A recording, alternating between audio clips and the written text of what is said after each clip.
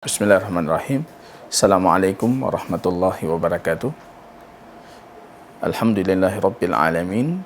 Wassalatu wassalamu ala sayyidil anbiya wal mursalin Muhammadin wa ala alihi wa ashabihi ajmain. Puji syukur kita kehadirat Allah.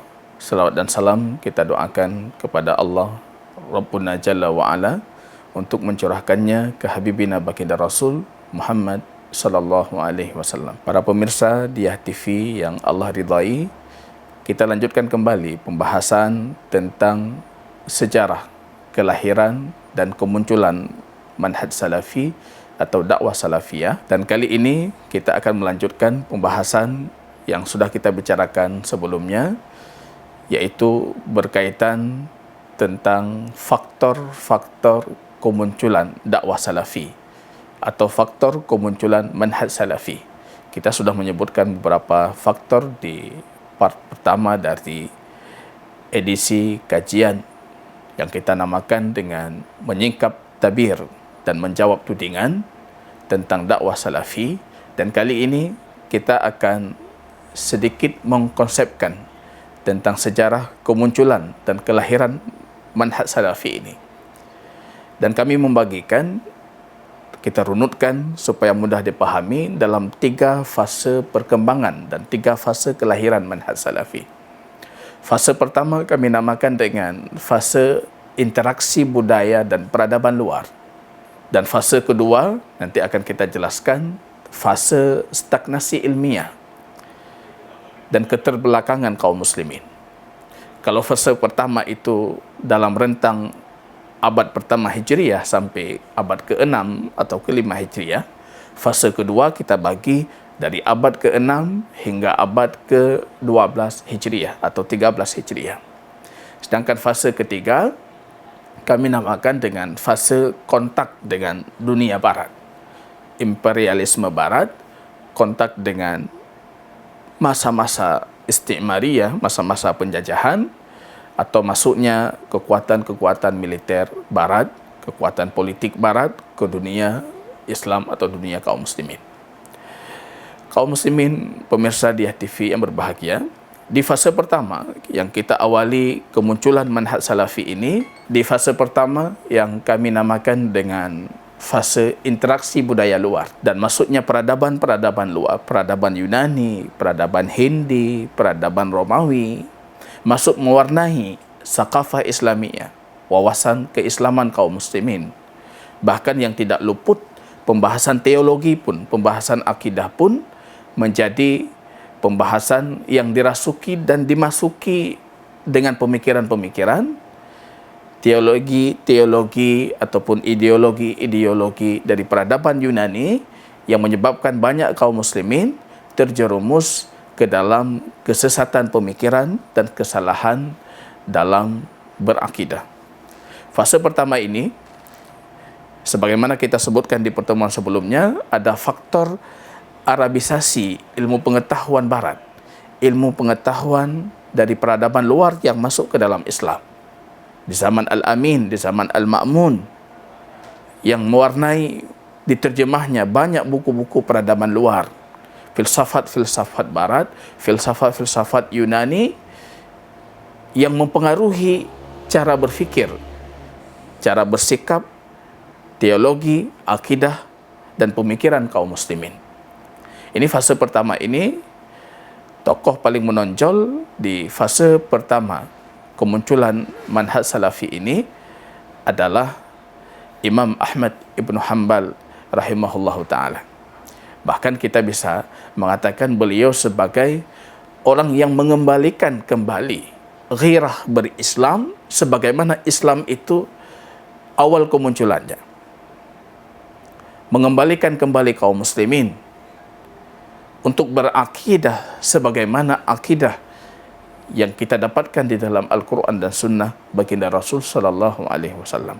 Fase pertama kalau kita namakan tokoh utamanya itu Ahmad ibn Hanbal, dan sangat layak untuk kita sematkan kepada beliau sebagai tokoh kemunculan dakwah salafi atau tokoh yang mampu mengembalikan kaum muslimin untuk berakidah dengan akidah salafi sebagaimana akidah Al-Quran dan hadis baginda Rasul sallallahu alaihi wasallam.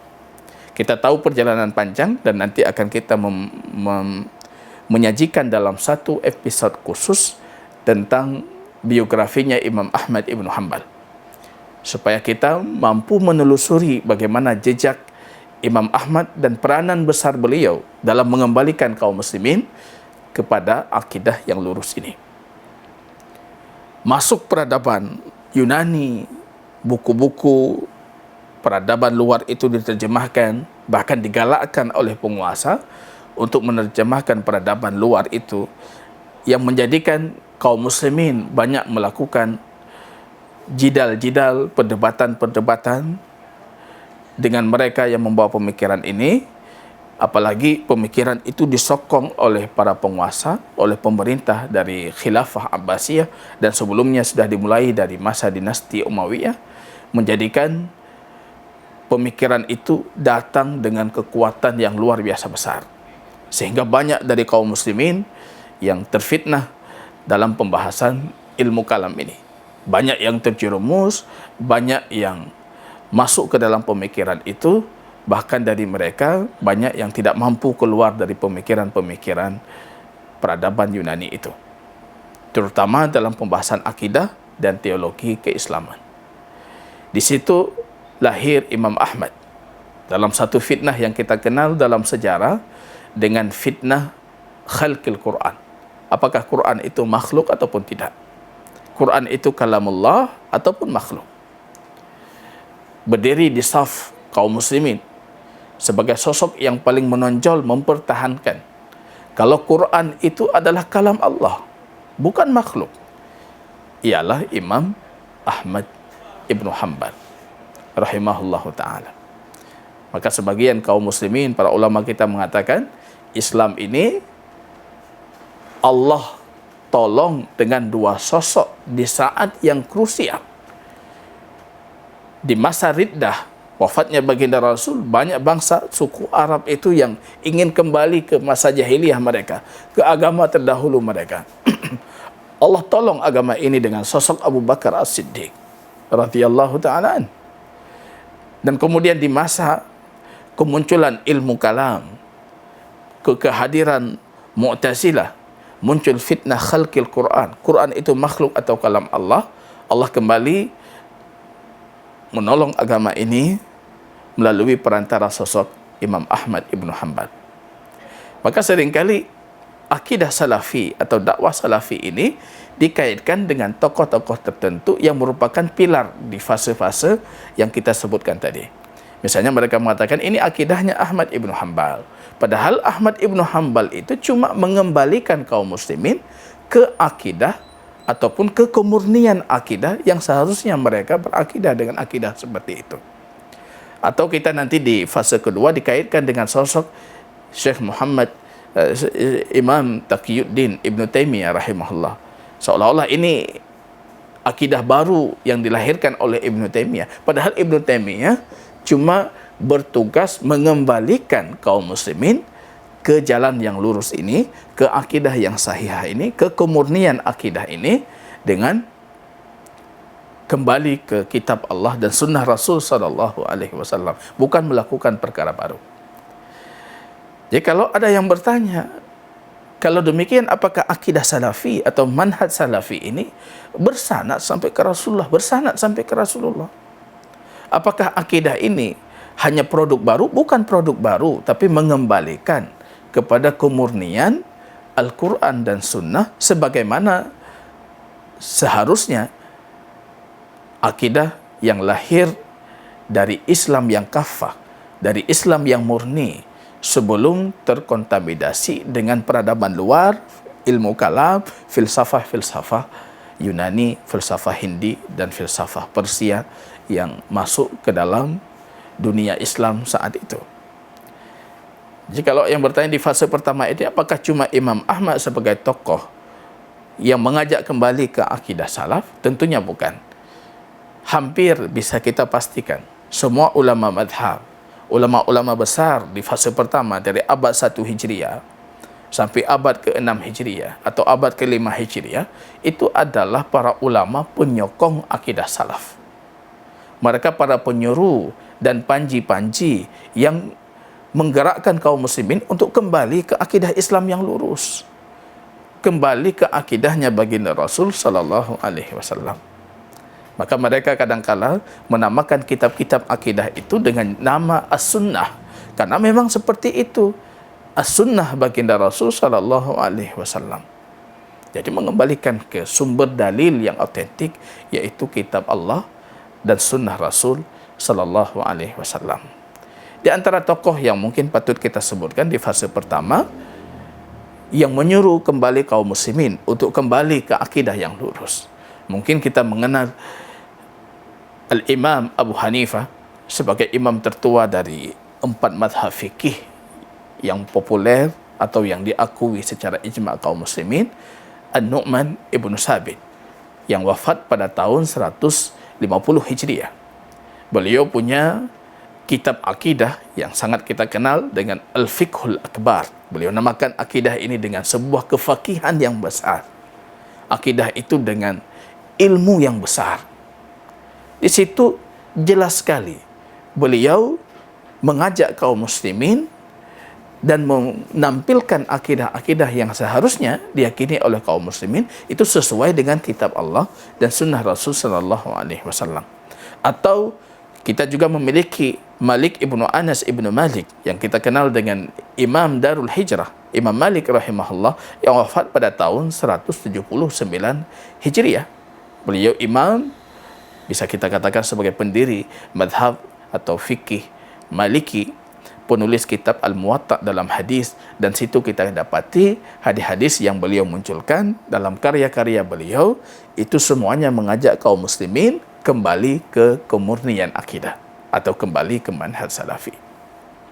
Atau kita juga memiliki Imam Abdullah Ibn Mubarak Al-Marwazi yang wafat pada tahun 181 Hijriah, penulis kitab Musannaf pertama atau yang kita kenal dengan Musannaf Ibnu Abdul Razak. Di situ juga kita dapati akidah yang beliau tetapkan dalam kitab beliau itu akidah yang sesuai dengan Al-Quran dan sunnah Rasul sallallahu alaihi wasallam, yaitu kembali ke kemurnian akidah.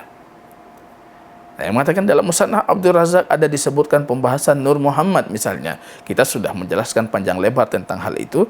Kalau itu hanya kitab yang ditambahkan secara palsu ke dalam Musannaf Imam Abdul Razak, dan itu bukan, sama sekali bukan dari karyanya Imam Abdul Razak. Pembahasan akidah yang menyeleweng itu tidak pernah tercantum dan tersebutkan dalam Musannaf Imam Abdul Razak.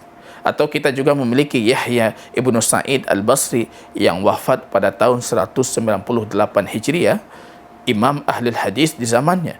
Atau Muhammad Ibnu Idris Asy-Syafi'i yang wafat pada tahun 204 Hijriah, yang kita kenal sebagai imam dalam fikih Asy-Syafi'i, fikih yang dianut oleh mayoritas masyarakat kita atau kaum muslimin di Asia Tenggara hari ini.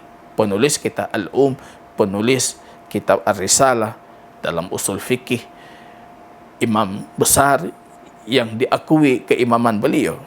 Kita bisa dapati, bisa kita telusuri secara sanad akidah-akidah yang disebarkan oleh Imam Asy-Syafi'i tidak jauh berbeda dengan akidah para imam-imam di zamannya, yang mereka riwayatkan secara riwayat dan sanad sampai ke Rasulullah sallallahu alaihi wasallam. Tentunya dalam akidah mereka tidak ada pemahaman-pemahaman, tidak ada terasuki dengan ilmu kalam ataupun peradaban Yunani, peradaban Hindi, peradaban Persia. Enggak ada pembahasan itu dalam kitab-kitab mereka. Atau kita juga memiliki Nu'aim Ibnu Ahmad Al-Marwazi yang wafat pada tahun 228 Hijriah, pakar ilmu hadis yang wafat di Samura di dalam penjara setelah menolak mengakui Al-Quran itu makhluk di zaman Al-Mu'tasim. Beliau bahkan menulis 13 kitab yang membantah pemikiran-pemikiran ilmu kalam, pemikiran-pemikiran Jahmiyah, Sampai 13 kitab beliau menulis. Di situ kita dapati dari karya-karya beliau, semuanya mengajak kaum muslimin kembali ke akidah Islam yang lurus, yang sesuai dengan kitab Allah dan sunnah Rasul sallallahu alaihi wasallam. Atau kita juga bisa menyebutkan Abdullah ibnu Muhammad al-Ju'fi yang wafat pada tahun 229 Hijriah. Guru besar dalam ilmu hadis, guru daripada Imam Al-Bukhari rahimahullah, penulis pertama kitab Musnad para sahabat. Dan beliau juga termasuk di antara tokoh penting yang membantah pemikiran-pemikiran Jahmiyah di zamannya. Atau Ishaq ibnu Rahaweh yang wafat pada tahun 238 Hijriah, guru daripada Imam Al-Bukhari rahimahullah, yang kita kenal dengan tokoh ulama di negeri Khurasan, Imam Ishaq ibnu Rahaweh. Beliau yang memiliki madrasah yang melahirkan banyak tokoh-tokoh para ahli hadis setelahnya. Ini Imam Ishaq ibnu Rahaweh, bisa kita telusuri jejak beliau dalam berakidah dari tulisan-tulisan beliau, dari kitab-kitab beliau yang bersanad sampai ke baginda Rasul sallallahu alaihi wasallam.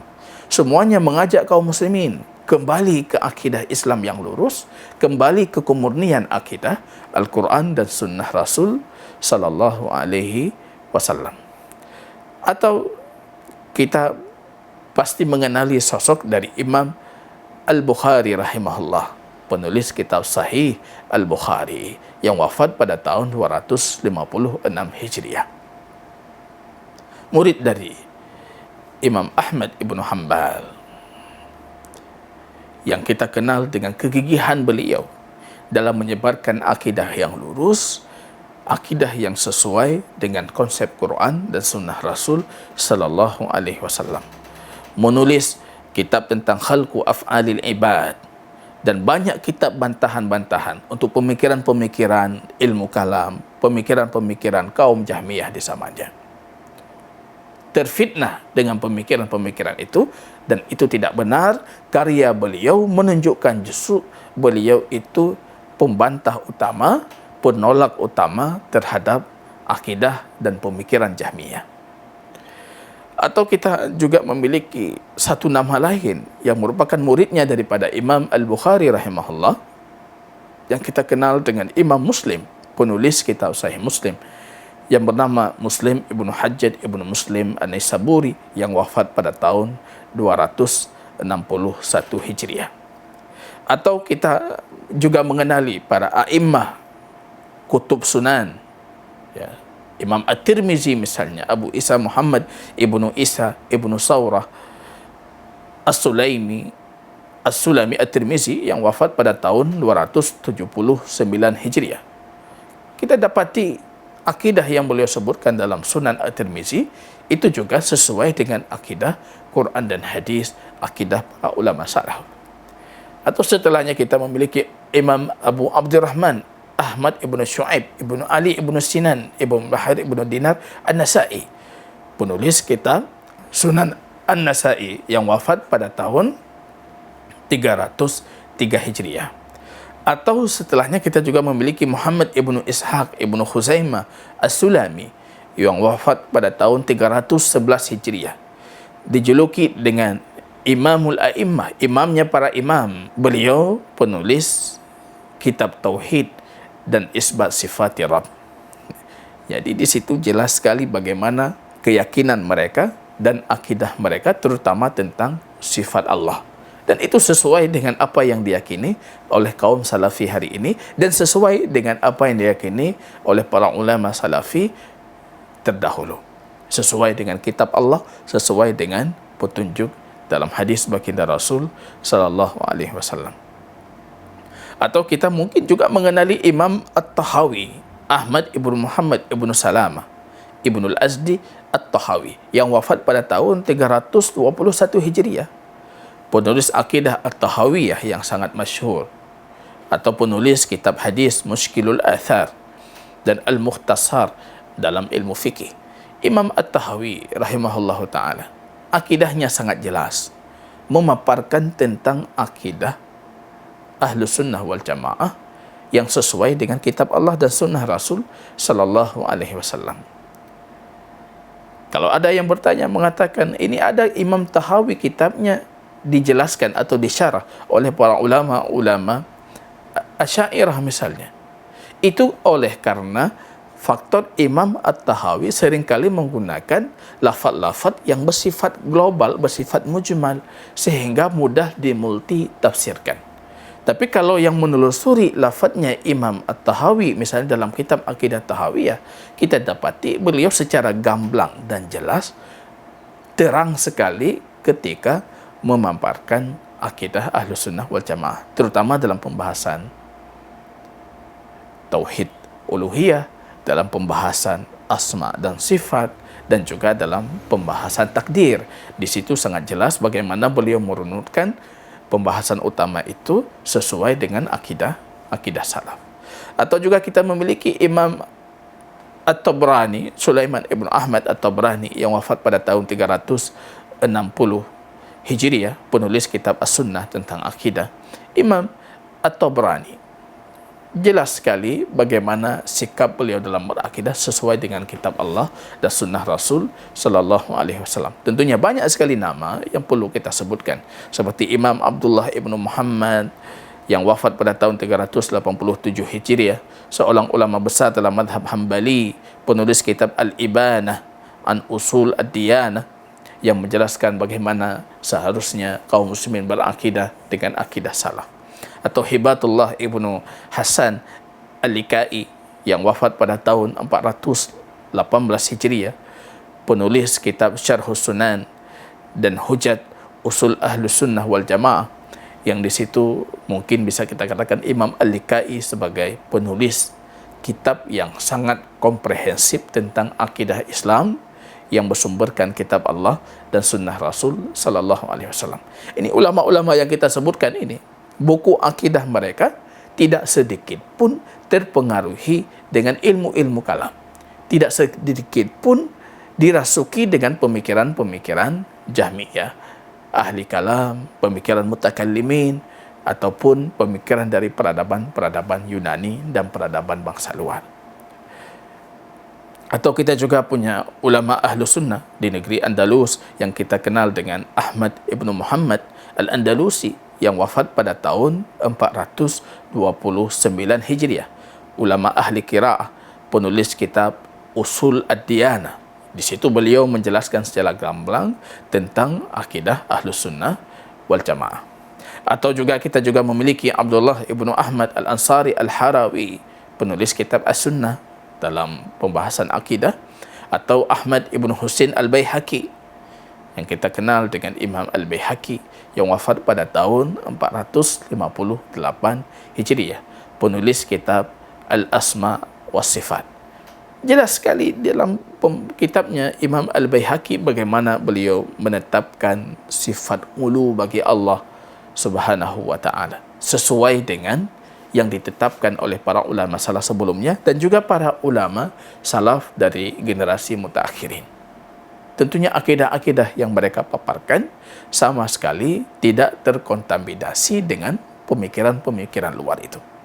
Atau kita juga punya Imam Al-Qurtubi, Yusuf ibnu Abdillah ibnu Abil Bar Al-Qurtubi, yang wafat pada tahun 463 Hijriah, penulis kitab Jami'ul Bayan an Ilmi wa Fadlihi. Karya-karya beliau sangat jelas memaparkan kepada kita bagaimana pemikiran, bagaimana sikap ulama salaf dalam pembahasan-pembahasan penting atau pembahasan-pembahasan utama akidah. Ini para ulama yang kita sebutkan, ini mematahkan teori yang sering disebutkan oleh para musuh atau orang yang tidak senang dengan manhaj salafi atau dengan akidah salaf, yang mengatakan akidah salaf itu produk baru yang dilahirkan oleh ulama-ulama tertentu dan tidak bersanad sampai ke Rasulullah. Justru yang perlu kita yakini, akidah salaf itu bersumberkan Al-Quran dan hadis baginda Rasul, tentunya bersanad sampai baginda Rasul sallallahu alaihi wasallam. Akidah kita ini tidak terkontaminasi sedikit pun dengan pemikiran-pemikiran baru yang lahir jauh sebelum abad 1 Hijriah itu. Itu fase pertama. Fase yang kita namakan dengan interaksi budaya dan peradaban luar, terutama peradaban Yunani yang sangat mempengaruhi teologi dan akidah kaum muslimin di fase pertama itu.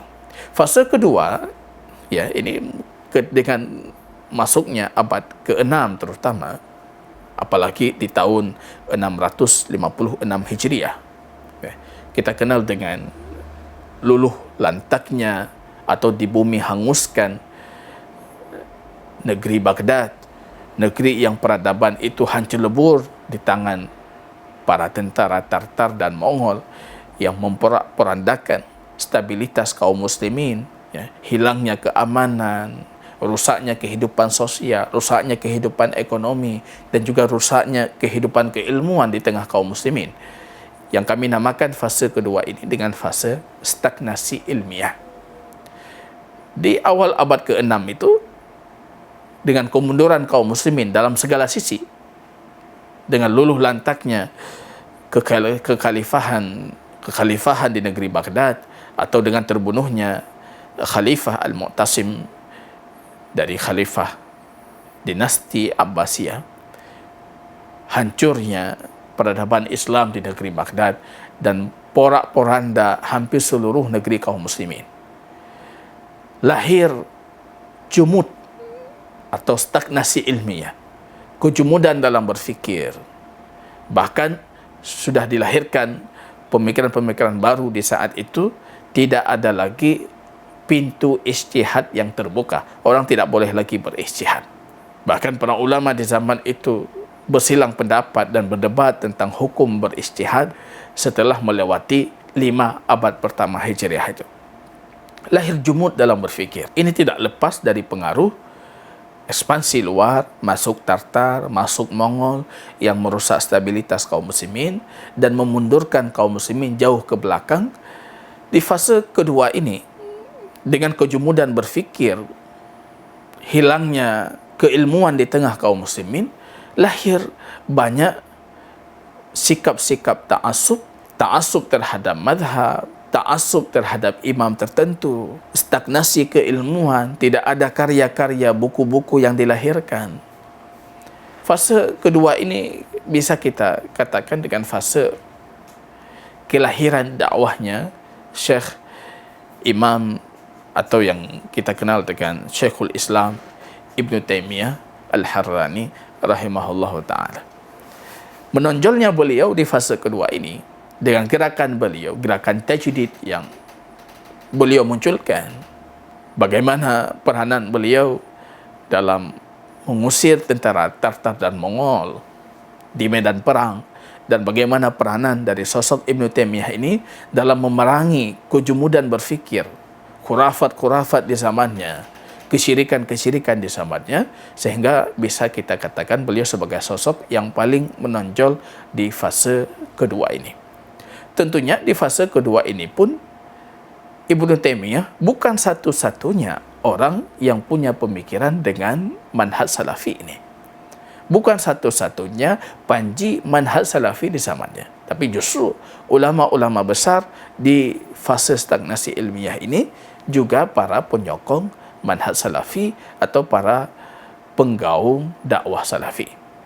Mungkin di antaranya bisa kita menyebutkan, kita memiliki Imam Muhammad Ibnu Manja Ibnu Utsman At-Tanuhi, Imam At-Tanuhi yang wafat pada tahun 724 Hijriah, ahli fikih dari mazhab Hambali. Beliau adalah salah satu sahabat dekatnya Imam Taqiyuddin Ibnu Taimiyah itu. Atau tadi kita menyebutkan juga ada Taqiyuddin Ahmad Ibnu Taimiyah yang wafat pada tahun 728 Hijriah atau 4 tahun setelah wafatnya Imam At-Tanuhi. Kita juga memiliki Al-Imam Yusuf Ibnu Abdurrahman Ibnu Yusuf Al-Kalbi Al-Mazzi yang wafat pada tahun 742 Hijriah. Imam Hafidh, pakar hadis, penulis kitab Tadhib Al-Kamal fi Asma'i Rijal, ya, dalam mustalah al-hadis ataupun dalam ilmu hadis, dan kitab Tuhfatul Al-Ashraf fi Ma'rifati Al-Atraf. Ini juga salah satu dari ulama penting penyebar akidah salafi dan manhaj salafi. Kita juga punya Imam Muhammad Ibnu Ahmad Ibnu Abdul Hadi Al-Maqdisi yang wafat pada tahun 744 Hijriah. Pakar fikih, pakar hadis, pakar bahasa Arab di zamannya. Beliau penulis kitab Al-Uqud Ad-Durriyah fi Manaqib Syekh Islam Ibn Taimiyah yang menjelaskan tentang keutamaan-keutamaan atau kelebihan-kelebihan atau peranan-peranan dari Syekhul Islam Ibn Taimiyah. Beliau juga punya kitab As-Sarim Al-Munki fi Raddi ala Ibnu As-Subki, dan beliau juga penulis kitab Al-Muharrar. Beliau pun juga penulis kitab dalam ilmu hadis, Kitabul Ilal. Ini para ulama-ulama besar di zamannya, dan mereka adalah para panji-panji manhaj salafi, para penyokong dan pendakwah akidah salafiyah di zamannya. Kita juga punya Imam Muhammad ibnu Usman Adz-Dzahabi, yang kita kenal dengan Imam Adz-Dzahabi Asy-Syafi'i, yang wafat pada tahun 748 Hijriah. Imam Hafidh, sejarawan, penulis kitab Siyar A'lam An-Nubala yang sangat fenomenal tentang biografi-biografi para ulama, Tadhkiratu Al-Huffaz, Mizan I'tidal fi Naqdi Ar-Rijal, dan banyak karya-karya Imam Dzahabi lainnya. Ya, mungkin antara karya besar beliau yang hari ini kita wariskan, hari ini kita pelajari dan kita ajarkan, kitab Al-Kabair. Ya, bagaimana beliau mengajak kaum muslimin untuk memerangi kesyirikan-kesyirikan, akidah-akidah yang salah. Mereka para penyokong.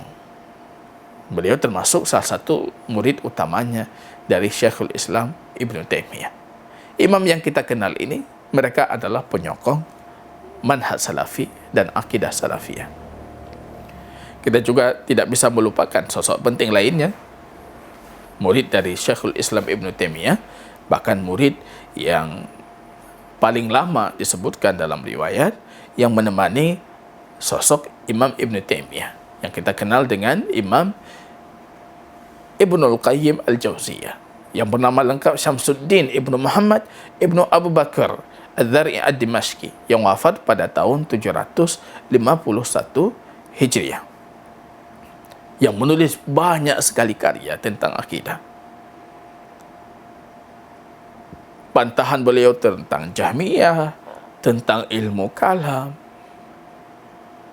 bantahan beliau untuk penyelewengan tentang pembahasan asma dan sifat, tentang takdir, bantahan beliau untuk pemikiran agama-agama lain, pemikiran-pemikiran dari peradaban lain. Karya-karya beliau yang luar biasa banyak itu menunjukkan sosok beliau sebagai penyokong utama dari manhaj salafi dan akidah salafiyah ini. Imam Ibnul Qayyim Al-Jauziyah. Kita juga memiliki imam lain yang tidak kalah tenarnya dengan Imam Ibnul Qayyim, pemilik kitab tafsir yang sangat fenomenal yang kita kenal dengan Imam Ibnu Katsir, yang bernama lengkap Abu Fida Ismail Ibnu Umar Ibnu Katsir Ad-Dimashqi, yang wafat pada tahun 774 Hijriah. Imam Hafidh dalam hadis, sejarawan, pakar sejarah, pakar fikih dari madhab Syafi'i, dan termasuk salah satu dari muridnya Imam Ibn Taimiyah rahimahullahu ta'ala. Kita juga punya Imam Sadruddin Ali Ibn Muhammad Ibn Ali Ibn Al-Is Al-Hanafi Ad-Dimashqi, yang kita kenal dengan Imam Ibn Al-Is, pensyarah utama dari kitab Akidah Imam At-Tahawi, yang kita kenal dengan syarah Ibn Al-Is terhadap kitab Imam Tahawi. Di situ jelas sekali kitab syarah beliau itu menunjukkan beliau sebagai tokoh utama dari akidah salafi ini. Bahkan hampir semua isi kitab beliau itu nukilan dari Imam Ibn Taimiyah dan juga Imam Ibnul Qayyim Al-Jauziyah. Walaupun seringkali beliau tidak menyebutkan ungkapan-ungkapan itu dan mengatasnamakan Ibn Taimiyah dan Imam Ibn Qayyim.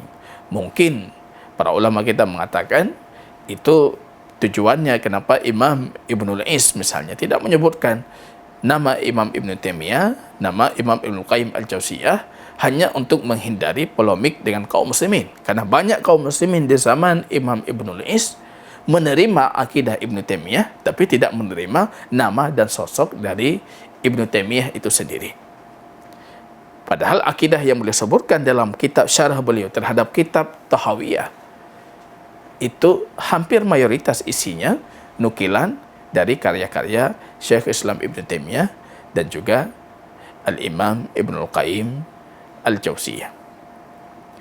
Kita juga pun memiliki Imam Zainuddin Abdul Rahman Ibn Ahmad Ibn Rajab Al-Hambali yang kita kenal dengan Imam Ibn Rajab Al-Hambali yang memiliki banyak karya-karya besar dalam ilmu hadis dan juga dalam ilmu akidah, yang wafat pada tahun 795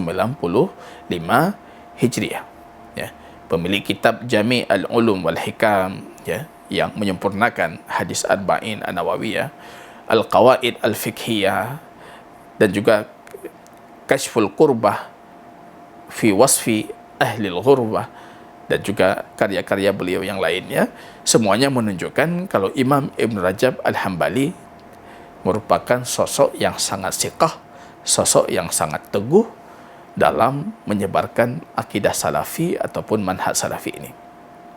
Kita juga memiliki Muhammad Ibn Abdullah Ibn Muhammad Al-Kaisi Ad-Dimashqi yang wafat pada tahun 842 Hijriah, dikenal dengan Ibnu Nasiruddin, pakar hadis, sejarawan, penulis kitab Iftitahu Al-Qari fi Sahih Al-Bukhari atau Uqudu Ad-Durari fi Ulumi Al-Athari atau Ar-Raddu Al-Wafir.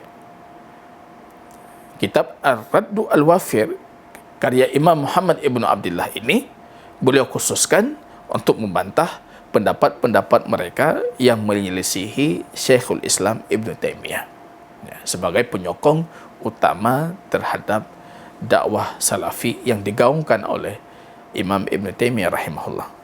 Atau kita juga memiliki imam lain yang bernama Mar'i Ibnu Yusuf Ibnu Abu Bakar Al-Karahmi Al-Maqdisi yang wafat pada tahun 1033 Hijriah. Pakar fikih, pakar tarikh sejarah, pakar sastra Arab, penulis kitab Dalilul Talib dalam kajian fikih, ataupun Qalaidul Mirjan fi Nasikh wal Mansukh min Al-Quran dalam ilmu Al-Quran, atau Aqawilu Al-Thiqat fi Ta'wil Al-Asma' was Sifat dalam kajian akidah Islam, ya, terutama dalam pemaparan pembahasan akidah kaum muslimin tentang asma' dan sifatnya Allah Subhanahu wa ta'ala. Kita juga punya Imam Utsman Ibnu Ahmad Ibnu Sa'id Ibnu Utsman Ibnu Qaid An-Najdi yang wafat pada tahun 1094 Hijriah, penulis kitab Najatu Al-Khalafi fi I'tiqadi As-Salafi. Di situ jelas sekali pemaparan beliau tentang akidah As-Salafi. Dan juga penulis kitab Hidayatu Ar-Raghib fi Syarhi Umdati Talib. Ini para ulama-ulama yang kita sebutkan ini. Ini adalah tokoh-tokoh utama para penggiat dakwah salaf dari fase pertengahan dari abad ke-7 sampai ke abad 11 Hijriah. Jadi sama sekali misalnya Syekh Muhammad bin Abdul Wahab belum hadir di fase-fase ini. Tapi kita sudah mendapati para ulama-ulama penggiat dakwah salaf ini ramai sekali atau bersanad sampai ke Rasulullah. Ya, setiap tahunnya, setiap masanya ada imam-imam Ahlus Sunnah wal Jamaah yang berupaya mengembalikan kaum muslimin kepada kemurnian akidah dan kemurnian ibadah. Ya. Di fase ketiga yang kami namakan dengan fase kontak dengan dunia barat. Ya, ini kita sudah masuk ke zaman imperialisme, zaman penjajahan, ya, yang kaum muslimin sudah terkotak-kotak, ya, menjadi negara-negara kecil atau wilayah-wilayah kecil, ya. Nah, ini fase yang bisa kita katakan yang menjadikan butuh pembaharuan baru di tengah saf kaum muslimin, ya, dalam kondisi perpolitikan kaum muslimin yang sudah terpecah-pecah, sosial kaum muslimin yang sudah terpecah-pecah, kemudian kaum muslimin pun berada dalam kondisi lemah, ya, berada dalam kondisi masa-masa penjajahan, masa-masa imperialisme.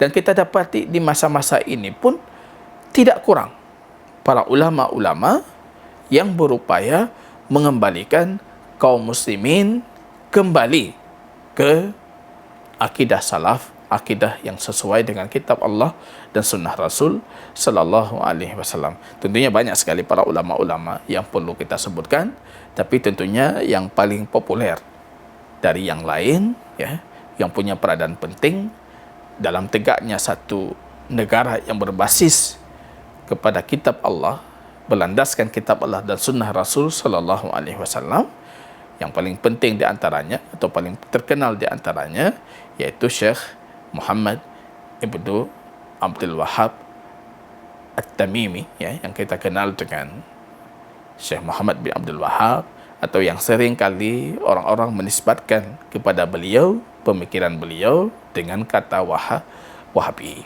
Ya, tentunya dalam pemaparan-pemaparan sebelumnya sudah kita sebutkan tentang kesalahan penyamatan kata Wahabi untuk Syekh Muhammad bin Abdul Wahhab. Di sini pun lahir dari setiap negeri-negeri kaum muslimin para ulama-ulama yang kembali mengajak kaum muslimin untuk kembali ke kemurnian akidah, kembali ke manhaj salafi, kepada akidah yang sesuai dengan kitab Allah dan sunnah Rasul sallallahu alaihi wasallam. Mungkin barangkali ini ringkasan-ringkas yang kita sebutkan tadi menjelaskan 3 fase perkembangan manhaj salafi atau 3 fase kelahiran manhaj salafi. Tentunya setiap fase kelahiran itu punya ciri khas atau karakteristik yang mungkin sedikit berbeda dengan fase sebelumnya. Kalau kita lihat misalnya kita telusuri di fase pertama Imam Ahmad ibnu Hanbal, gerakan salafiyah di situ mengembalikan ke kemurnian akidah sesuai dengan kitab Allah dan sunnah Rasul sallallahu alaihi wasallam, tanpa membuka sedikit pun pintu perdebatan dan celah berdebat dengan para ahli kalam, dengan para ulama-ulama dari pemikiran-pemikiran luar yang salah itu, ya. Mereka cuma berdebat dengan tetap menjadi patokan Quran hadis itu sebagai referensi utama. Di fase kedua zamannya Ibnu Taimiyah rahimahullah, beliau sedikit berlonggar dalam berdalil dengan logika-logika, narasi-narasi rasional yang menjawab kesalahan-kesalahan logika dari para ahli kalam atau mutakallimin atau dari para pembawa-pembawa akidah Mu'tazilah, Jahmiyah dan juga akidah Asy'ariyah. Beliau bukan cuma menjawab dengan Quran dan hadis, tapi sedikit longgar dalam menjawab mereka itu, dalam membantah mereka itu, justru membantah mereka dengan dalil-dalil burhani rasional, dalil-dalil logika yang memang seharusnya logika yang sehat itu tidak bisa atau tidak mungkin menyelisihi kesahihan Al-Quran dan sunnah Rasul sallallahu alaihi wasallam. Mungkin ini pemaparan singkat tentang fase perkembangan akidah salafi atau manhaj salafi. Di pertemuan selanjutnya dengan izin Allah kita akan berbicara tentang aspek-aspek atau tentang ruang lingkup manhaj salafi itu. Apa saja yang merupakan ranah-ranah yang seringkali diperdebatkan atau seringkali memisahkan manhaj salafi dengan akidah-akidah lainnya. Barakallahu fikum.